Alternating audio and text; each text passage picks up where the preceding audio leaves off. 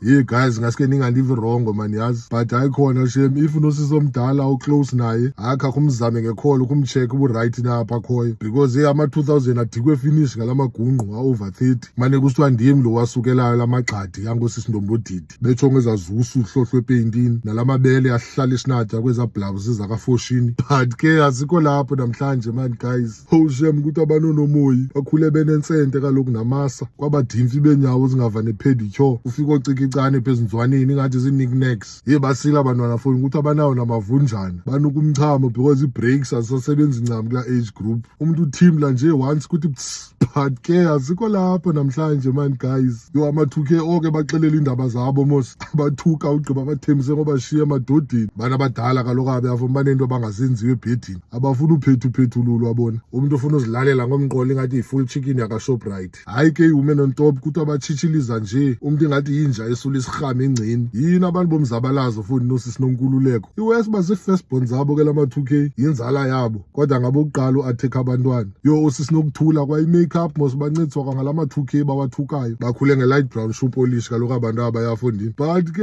wethu guys kusemhlabeni apha man yazi, ngabantu nabo abasisi shem abakho perfect, funeka bethandiwe benxaphe benjalo. Hayi bawuthandwa ngababathandayo shem, andizi mna.